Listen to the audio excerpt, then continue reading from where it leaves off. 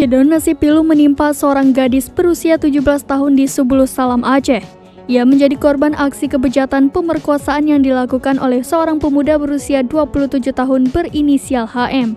Bukan hanya sekali, melainkan gadis itu diruda paksa berulang kali oleh pelaku sejak November 2021.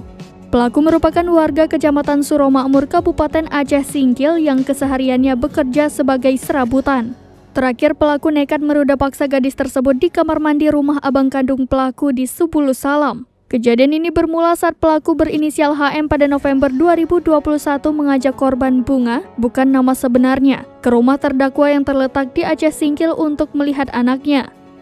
Di pertengahan jalan, tiba-tiba terdakwa membelokkan sepeda motornya ke semak-semak, kemudian terdakwa melancarkan aksi bejatnya terhadap korban.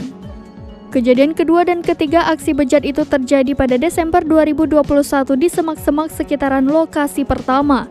Pelaku kemudian melancarkan aksi keempat kalinya pada Januari 2022 di lokasi yang sama dan yang kelima pada Februari 2022. Kemudian pada Maret 2022 terdakwa HM kembali meruda paksa korban di rumah abang kandungnya di Kecamatan Simpang Kiri, Kota Subulus Salam.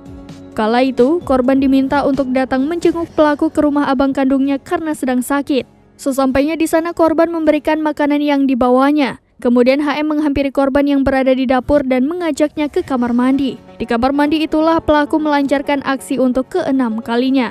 Perbuatan terdakwa sebagaimana diatur dan diancam pidana pasal 34 Kanun Aceh nomor 6 tahun 2014 tentang hukum jinayat Jungto pasal 65 ayat 1 dan 2 KUH pidana.